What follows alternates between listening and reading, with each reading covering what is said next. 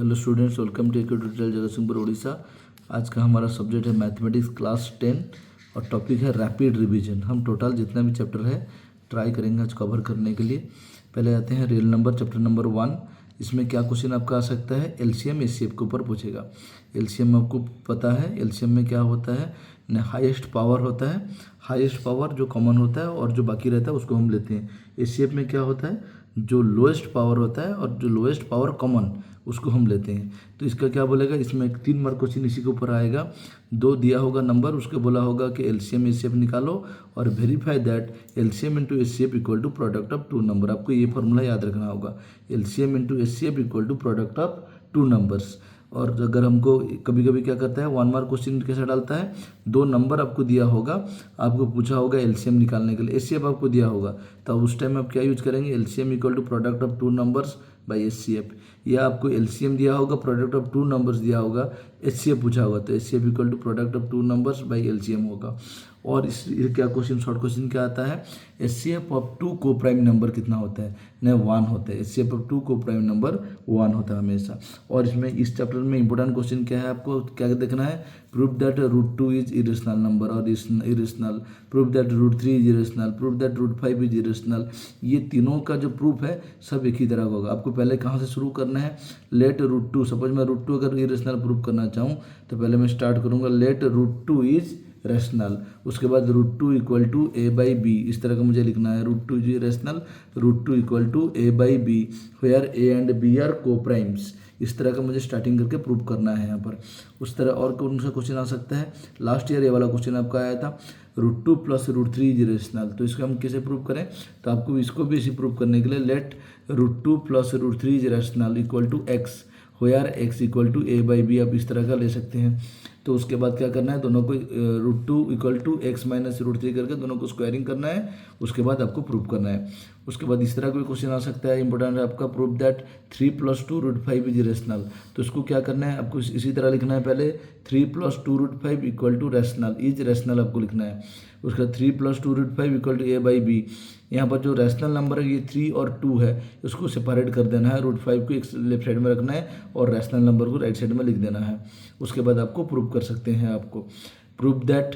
उसके बाद और इंपॉर्टेंट क्वेश्चन है, prove that 7 × 11 + 13 × 13 + 13 is a composite number. इस तरह भी आपको शॉर्ट क्वेश्चन लास्ट ईयर अगर हम देखें, एक नंबर इस तरह दिया था, बोला था this is a dash number, तो आपको लिखना है कंपोजिट नंबर। अगर इस तरह का आपको देखें तो आप उसको कंपोजिट नंबर लिखें। और कैसे प्रूव करेंगे, तो इसमें क्या करना है, आपको देखना कौन नंबर कॉमन है। यहाँ पर कॉमन 13 है, तो 13 को पहले कॉमन ले जाएंगे, ले लेने के बाद आपका ये हो जाएगा 78। 78 हो जाने के बाद 78 को क्या करना है, उसका फैक्टर निकालना है।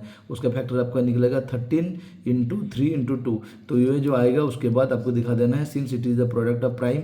ये सारे अगर प्रोडक्ट ऑफ प्राइम जो कंपोजिट थ्योरम है, वो हमको कंपोजिट थ्योरम क्या बोलता है, states that every prime number can be express as the product of prime. कोई भी every composite number can be express as the product of prime.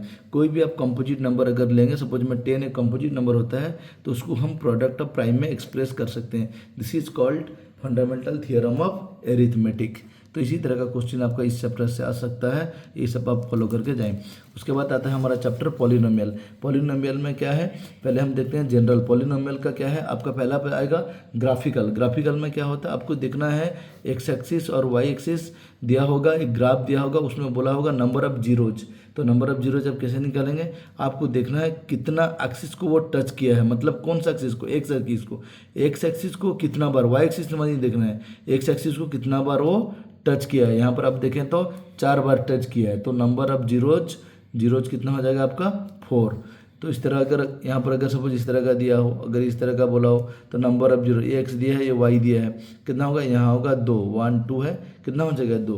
X axis को कितना बार टच किया है, आप ग्राफ देख के उसी तरह आप ये बोल सकते हैं नंबर ऑफ जीरोज कितना होता है। इस तरह का क्वेश्चन आपका आ सकता है। उसके बाद हम जाएंगे तो हमारा जो पॉलिनोमियल है, कौन सा पॉलिनोमियल है, क्वाड्रेटिक पॉलिनोमियल है। क्वाड्रेटिक पॉलिनोमियल किसे बोलते हैं, जिसका डिग्री 2 होता है, उससे बोलते हैं। जनरल फॉर्म क्या है आपका, x² + bx + c। यहाँ पे थोड़ा याद रखना होगा आपको, यहाँ पर a ≠ = 0 होता है। कंडीशन क्या होता है, a ≠ = 0। आपका क्वाड्रेटिक इक्वेशन का अगर जब हम ग्राफ हमको कभी कभी पूछ देता है, आपको याद रखना क्वाड्रेटिक इक्वेशन का जो ग्राफ है ये पाराबोला होगा इस तरह का। इस शेप को हम क्या बोलते हैं, पाराबोला बोलते हैं। क्या बोलते हैं, पाराबोला, याद रखना आपको।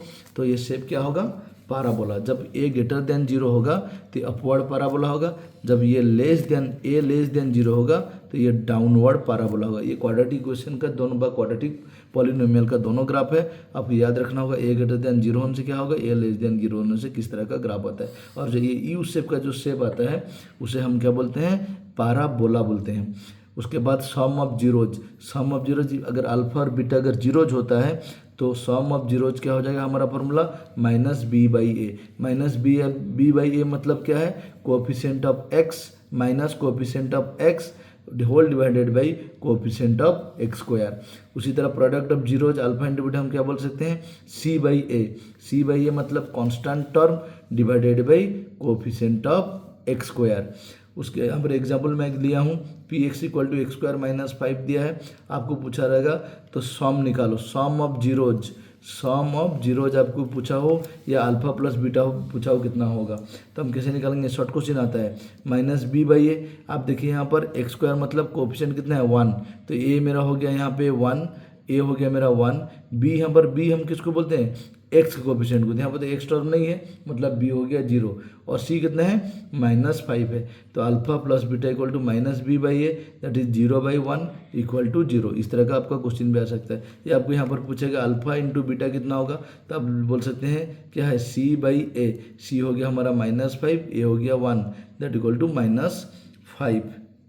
और कुछ क्वेश्चन हम देखते हैं क्वाड्रेटिक पॉलिनोमियल से। Most important question from quadratic polynomials, if alpha and beta are the zeros of a quadratic polynomials then quadratic polynomial will be. अगर अल्फा बीटा मतलब सम और प्रोडक्ट आपको दिया होगा, कल एक क्वेश्चन जरूर आएगा आपका, सम और प्रोडक्ट दिया होगा, बोला रहेगा आपको क्या निकालने के लिए, क्वाड्रेटिक पॉलिनोमियल लिखने के लिए। तब उस टाइम में क्या करें, px मतलब क्वाड्रेटिक पॉलिनोमियल के लिए इक्वल टू k क्या है, where k is a real number और constants, k whole into x² minus sum of zeros into x plus alpha into beta, आप इस तरह बोल सकते हैं। और k whole into x² minus alpha plus beta into x plus alpha into beta बोल सकते हैं। और px = k whole into x² minus sum of zeros into x plus alpha into beta का मतलब होता है प्रोडक्ट ऑफ जीरोज। आपको ये फॉर्मूला याद रखना होगा। एक सीबीएसई क्वेश्चन देख लेते हैं, find a quadratic polynomial which zeros are 6 and -3। 6 and -3 जो जीरोज दिया है हमको बोला है क्वाड्रेटिक पॉलिनोमियल, मतलब अल्फा दिया है, अल्फा जनरल पॉजिटिव रूट को लेते हैं, अल्फा = 6 बीटा = -3। तो अल्फा प्लस बीटा कितना हो गया, 6 - 3 = 3, अल्फा इंटू बीटा हो गया 6 × 3 -18। तो क्वाड्रेटिक पॉलिनोमियल का हमारा क्या फॉर्मूला है, k whole into x² minus alpha plus beta into x plus alpha into beta that = k whole into x² minus 3x minus 18। ये हो गया हमारा रिक्वायर्ड क्वाड्रेटिक पॉलिनोमियल। और एक क्वेश्चन देख सकते हैं, find a quadratic polynomial each of the whose zeros is respectively twice the zeros of the polynomial 2x² minus 5x plus 2। CBSE 2024 में क्वेश्चन आया है। ये हम आंसर कहाँ से, सॉल्यूशन कैसे लिखेंगे, if alpha and beta are the zeros of the given quadratic polynomial 2x² minus 5x plus 2। तो यहाँ पर हमको, मैं बोला था आपको लास्ट जब पढ़ाया था आपको पॉलिनोमियल स्टार्टिंग में, आपको मैं बोला हूँ ए किसको बोलते हैं, x² के कोएफिशिएंट को, b किसे बोलते हैं, x कोएफिशिएंट को, c किसको बोलते हैं, कांस्टेंट टर्म को। तो यहाँ पर आपको हमेशा जब भी आपको क्वाड्रेटिक पॉलिनोमियल लिखने के लिए बोले तो आपको पहले अल्फा प्लस बीटा निकालना होगा, उसके बाद अल्फा इंटू बीटा निकालना होगा। अल्फा प्लस बीटा -b/a डालकर आप निकाल सकते हैं। यहाँ पर ये हो गया हमारा 5/2, अल्फा इंटू बीटा c/a 2/2 कितना हो गया, 1 निकल गया। उसके बाद हमको बोला है क्या है, एक जीरो दूसरा का कितना होगा, ट्वाइस मतलब 2 टाइम्स। हाँ, 2 अल्फा अगर 2 बीटा रहेगा तो इसको लेकर आपको क्वाड्रेटिक पॉलिनोमियल निकालना है। तो we have to find 2 alpha plus 2 beta. 2 अगर कॉमन ले लेता हूँ तो अल्फा प्लस बीटा 2 × 5/2 हो गया हमारा, सम हो गया कितना 5। तो उसके बाद आपको प्रोडक्ट भी निकालना होगा, 2 अल्फा इंटू 2 बीटा हो गया 4 अल्फा बीटा, 4 × 1 = 4। अभी हमको सम भी मिल गया और प्रोडक्ट भी मिल गया। तो हम कैसे लिखेंगे required quadratic polynomial, px = k whole into x² minus sum into x plus product. तो सम के जगह में कितना डालूँ 5, तो 5x प्लस प्रोडक्ट कितना डालूँ 4, वेयर k क्या है, k इज ए रियल। अब आते हैं linear equation in two variable, pair of linear equation in two variable. General form देख लेते हैं, a1x plus b1y plus c1 equal to 0, a2x plus b2y plus c2 equal to 0। इसे बोलते हैं general form of linear equation in two variable. यहाँ पर x y दो variable होता है। a1 किसे बोलते हैं इसको भी जानना चाहिए। x इक्वेशन 1 के x कोएफिशिएंट को a1 बोलते हैं, इक्वेशन 1 के y के कोएफिशिएंट को b1 बोलते हैं, इक्वेशन 1 के कांस्टेंट टर्म को c1 बोलते हैं। उसी तरह इक्वेशन 2 के x के कोएफिशिएंट को a2 बोलते हैं, इक्वेशन 2 के y के कोएफिशिएंट को b2 बोलते हैं, इक्वेशन 2 के कांस्टेंट टर्म को हम c2 बोलते हैं। तो इसी तरह हमको a1 b1 a2 b2 c1 c2 हमको मालूम होना चाहिए। हमको इक्वेशन दिया रहेगा, हमको उससे फाइंड करना चाहिए। तो हमको पहले क्या करना है, कोई से लीनियर इक्वेशन का सलूशन है या नहीं है, हमें क्या करना है, a1/a2 b1/b2 c1/c2 पहले निकालना है। अगर a1/a2 equal to b1/b2 not equal to c1/c2 होता है तो हम क्या बोलेंगे, the pair of linear equation has no solution, मतलब इसका सोल्यूशन नहीं है। और ये क्या है, पैरेलल लाइन्स है। कल हमको एग्जाम में क्वेश्चन दिया रहेगा, if pair of linear equation have parallel lines, तो आपको ये फॉर्मूला यूज करना होगा, a1/a2 equal to b1/b2 not equal to c1/c2। उससे पहले आपको जो इक्वेशन दिया होगा आपको ये फॉर्मूला लिखना होगा, मतलब इक्वल टू 0 करके लिखना होगा दोनों इक्वेशन को। उसके बाद आपको फॉर्मूला का आंसर निकाल सकते हैं। या क्वेश्चन कैसा क्वेश्चन पढ़ सकता है, दो linear equation pair of linear equation दिया होगा, बोला रहेगा किस टाइप का सोल्यूशन इनमें है। आप a1/a2 चेक करेंगे, b1/b2 चेक करेंगे, c1/c2 चेक करेंगे। अगर फास्ट दोनों इक्वल होता है, सपोज a1/2 ये नॉट इक्वल टू यहाँ पर 1/3 निकला, तो इसे हम क्या बोलेंगे, नो सोल्यूशन, ये पैरेलल लाइन्स है। और एक देख लेते हैं, if a1/a2 equal to b1/2 equal to c1/c2, अगर तीनों का रेशियो जो है अगर सब इक्वल होता है तो उसे हम क्या बोलेंगे, उस तरह का लाइन को हम बोलेंगे कोइंसिडेंट लाइन। इसका सोल्यूशन कितना होता है, इन्फाइनाइट मैनी, बहुत सारा सोल्यूशन इसका होता है।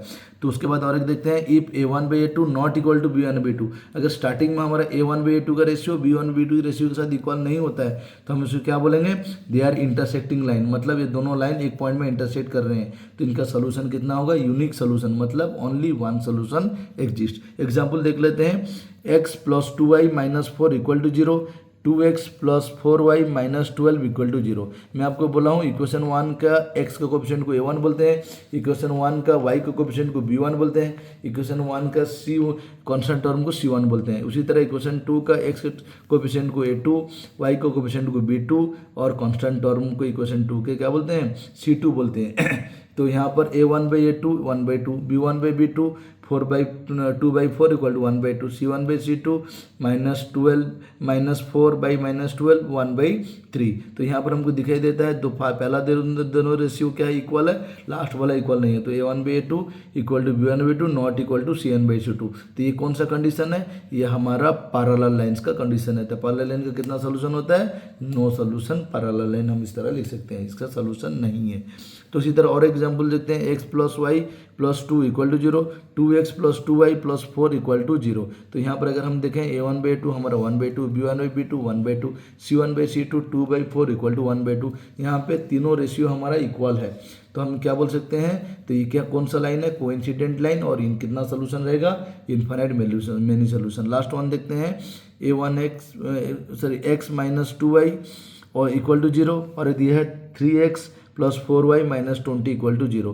तो यहाँ पर a1 हो गया हमारा 1, b1 हो गया -2, यहाँ पे कांस्टेंट टर्म नहीं है, कुछ नहीं है, मतलब यहाँ पर हम 0 लेना होगा। c1 हो गया हमारा 0, a2 b2 और c2 हो गया -20। तो इसी तरह हम टेस्ट करेंगे, a1/a2 1/3, b1/b2 -2/4 1/2। तो यहाँ पर हम देखते हैं 1/3 नॉट इक्वल टू -1/2। तो a1/a2 not equal to b1/b2, मतलब यूनिक सोल्यूशन, इंटरसेक्टिंग लाइन्स। अभी pair of linear equation in two variable का कुछ इंपॉर्टेंट वर्ड प्रॉब्लम देखते हैं। तो इंपॉर्टेंट वर्ड प्रॉब्लम में आपका डिजिट प्रॉब्लम मोस्ट इंपॉर्टेंट होता है, तो इसको पहले देख लेते हैं। Sum of the digit of a 2 digit number is 9, also 9 times the number is thrice the number obtained by the reversing the order of the digit, find the number. तो हमको यहाँ पे क्या बोला है, आप जब देखेंगे तो डिजिट वाला प्रॉब्लम है, आपको पहले उसमें क्या करना है, पहले एक यूनिट डिजिट लेना है, एक 10 प्लस डिजिट लेना है। तो यहाँ पर मैं यूनिट डिजिट y लिया हूँ और 10 प्लस डिजिट को x लिया हूँ, तो मेरा नंबर हो गया 10x प्लस y। रिवर्सिंग अगर करता हूँ तो 10y प्लस x हो जाएगा अकॉर्डिंग टू क्वेश्चन। तो आपको याद रखना है 10x प्लस y में, तो 10x प्लस y जो इसको बोलते हैं नंबर, और x और y जो है इसे बोलते हैं डिजिट। तो x प्लस वाई मतलब बोला था हमको सम ऑफ डिजिट इज 9, तो x plus y equal to 9 हो गया। फिर अगेन हमको क्या बोला है 9 times this number equal to twice the number obtained by reversing the digit. 9 times मैंने 9 into 10x plus y equal to 2 into 10y plus x. अब इसको मल्टीप्लाई करने के बाद आपको कितना आ जाएगा 8x इक्वल टू वाई। तो 8x इक्वल टू वाई आने के बाद हमको कितना दिया था x plus y equal to 9। यहाँ पे हम सब्स्टिट्यूशन मेथड इसको बोलते हैं। तो y का वैल्यू को लाके हम इक्वेशन में अगर डाल दें 9x equal to 9, x equal to 9/9 18। फिर हम क्या करें अगर 1 का वैल्यू x का वैल्यू 1 लेके यहाँ पे डाल दें y हमारा हो गया 8। तो इसी तरह पुटिंग द वैल्यू हमको बोला था डिजिट अगर बोले तो आंसर होगा हमारा 1 और 8। हमको नंबर बोला है तो नंबर हमारा कितना हो गया 10x plus y equal to 10 into 1 plus 8 that equal to कितना हो गया 10 प्लस 8 इक्वल टू 18 और 81। इस क्वेश्चन में क्या करता है बोलते हैं how many answer are possible. आपको लिखना होगा 2 आंसर आर पॉसिबल। कैसे 2 होता है, मैं यहाँ पे x को लिया हूँ 10 डिजिट में और y को लिया हूँ यूनिट डिजिट में। अगर कोई बच्चा y को लेगा 10 डिजिट में, x को लेगा यूनिट डिजिट में, तो उसका आंसर आएगा 81। तो इस तरह how many answer are possible, कितना 2 आंसर आर पॉसिबल। और एक इंपॉर्टेंट क्वेश्चन देखते हैं वो लीनियर इक्वेशन इन 2 वेरिएबल का एज प्रॉब्लम। ये भी बहुत बार आपका स्टैंडर्ड बेसिक में आया है। 5 years ago Noori was thrice as old as Sonu. 10 years later Noori will be twice as old as Sonu. How old Noori and Sonu were. तो यहाँ पर एज प्रॉब्लम अगर दिए है आपको तो आप किस तरह सॉल्व करें, पहले आपको क्या करना है प्रेजेंट एज से स्टार्ट करना है। Let the present age of Noori be x year and present age of Sonu be y year. तो 5 उसके बाद आपको क्या करना है, आपको एगो मतलब बिफोर और आफ्टर दोनों एज को निकालना है, उसका अकॉर्डिंग टू क्वेश्चन करना है। 5 years एगो मतलब बिफोर, तो नूरी को कितना होगा x माइनस 5 years। उसके बाद सिमिलरली सोनू का भी एज कितना होगा, उसका भी एज घटा होगा y माइनस 5 years। तो according to question 5 years ago Noori was thrice as well as Sonu. तो नूरी का एज कितना हम ले रहे हैं x minus 5, thrice minus 3 times 3 into y minus 5। इसको अगर हम सॉल्व करते हैं तो हमारा लीनियर इक्वेशन आएगा x minus 3y equal to minus 10। ये इक्वेशन 1 हो गया। तो 10 years लेटर मतलब आफ्टर 10 साल के बाद नूरी का एज कितना हो जाएगा x प्लस 10। नूरी का अगर x प्लस 10 होगा तो सोनू का एज कितना हो जाएगा y प्लस 10 हो जाएगा। तो according to question Noori was twice after 10 years। तो नूरी का एज कितना है x plus 10 equal to 2 into y plus 10। तो x प्लस 10 इक्वल टू कितना हो गया 2y प्लस 20। इसको हम सॉल्व करने से x minus 2y equal to 10 ये इक्वेशन हो गया। तो मैं आपको इस पहले वाले वीडियो में आपको सब्स्टिट्यूशन समझाया था, यहाँ पर एलिमिनेशन देख लेते हैं। x minus 3y equal to minus 10, तो यहाँ पर x minus 2y equal to 10। तो यहाँ पे साइन चेंज करना होता है, प्लस है यहाँ पे माइनस होगा, माइनस है यहाँ पे प्लस होगा, यहाँ पे माइनस x कैंसिल हो गया। तो minus y equal to 20, y equal to 20। तो y इक्वल टू वाई हम किसका लिए थे, अभी का एज हम किसका लिए थे y का, सोनू का। तो सोनू का एज हो गया आपका कितना 20। तो नूरी का एज क्या होगा, हम कोई इक्वेशन में डाल दें तो x इक्वल टू 50। तो hence Noori present age is कितना हुआ 50 ईयर्स और सोनू का कितना हो गया 20 ईयर्स। लीनियर इक्वेशन का मोस्ट इंपॉर्टेंट मेथड देखते हैं। जो आपका मोस्ट इंपॉर्टेंट मेथड है वो आपका ग्राफिकल मेथड है। ग्राफिकल मेथड में क्या होता है, आपको 2 लीनियर इक्वेशन दिया होता है, आपको बोलता है ग्राफिकल मेथड में सॉल्व करने के लिए। तो मोस्ट इंपॉर्टेंट होता है आपको पॉइंट निकालना। अब अगर पॉइंट सही तरीके से निकाल सकते हैं यहीं पर आपको आंसर निकल जाएगा। तो यहाँ पर हम क्वेश्चन देखते हैं। Let us consider linear equation x minus y plus 1 equal to 0। तो x minus y plus 1 equal to 0 हो गया मतलब, तो यहाँ पे माइनस वाई है, माइनस वाई को मैं अगर इस साइड ला लूँ तो कितना हो जाएगा x plus 1 equal to plus y. या मैं इस तरह बोल सकता हूँ y equal to x plus 1। तो y equal to x plus 1 हो गया मतलब मुझे x का वैल्यू पुट करना है। इस तरह का आपको टेबल बनाना है। एक्स वाई एक्स जगह में वैल्यू क्या ले सकते हैं, इंटीजर वैल्यू लिख सकते हैं, नेगेटिव 0 1 2 कुछ भी आप लिख सकते हैं। अगर मैं x जगह में 1 डालूँ 1 प्लस 1 ये हो गया आपका 2। तो यहाँ पर 2 डालूँ 2 प्लस 1 हो गया 3। इसी तरह 3x plus 2y minus 12 equal to 0। तो यहाँ पर 2y equal to 12 minus 3x, तो y equal to 12 minus 3x by 2 है। तो 2y equal to 12 minus 3x है, तो y को इतना हो जाएगा 2 यहाँ पर आकर डिवाइड हो जाएगा 12 माइनस 3x। इसी तरह यहाँ पर हम क्या करें, जब फ्रैक्शन आ जाए तो हमको बार बार दिक्कत करते हैं। तो आप क्या करेंगे, ट्राई करेंगे 0 से। 0 अगर मैं डालता हूँ तो 3 इंटू 0 हो गया 0। तो 12 बाई 2 इक्वल टू 6। तब 0 डालूँ x का वैल्यू तो y का वैल्यू मेरा आ गया 6। फिर यहाँ पे मैं जो वैल्यू लिया ये वैल्यू लेकर ट्राई करता हूँ। तो 2 डालता हूँ तो 6 हो गया। 12 माइनस 6 कितना हो गया 6 बाई 2 इक्वल टू 3। तो यहाँ पर आप देख सकते हैं यहाँ पे 2 3 यहाँ पे 2 3 मतलब यही मेरा ही सोल्यूशन है। हाँ, तो यही मेरा सोल्यूशन आ गया। तो अगर आप ग्राफ में ये करेंगे आप देखेंगे यहाँ पर कहाँ पे जो दोनों पॉइंट जहाँ पे मीट करेंगे ये पॉइंट आपका हो जाएगा 2 3। This is the solution of graphical. अगर आप उसको चेक करना चाहते हैं आंसर को, तब यहीं पर आप, जैसे कि हम इजीली आंसर पाएंगे, मतलब ये कॉमन पॉइंट, जिसको कॉमन पॉइंट बोलते हैं, जो आंसर होता है, उसको हम कैसे पाएंगे। आप देखिए यहाँ पर y equal to x plus 1 है, यहाँ पर y equal to 12 minus 3x/2 है। तो दोनों तरफ लेफ्ट साइड में y वही है, तो हम राइट साइड जो है उसको हम यहाँ पर इक्वेट करेंगे। तो राइट साइड इक्वेट करेंगे कितना होगा, x plus 1 equal to 12 minus 3x। इसको अगर हम सॉल्व करेंगे तो इससे हमको क्या मिल जाएगा, x का वैल्यू निकल जाता है कितना 2। फिर y में अगर हम इसको डाल दें तो हमको y का वैल्यू मिल जाता है। तो इसी तरह हम इजीली ग्राफिकल मेथड में सोल्यूशन उसका निकाल सकते हैं।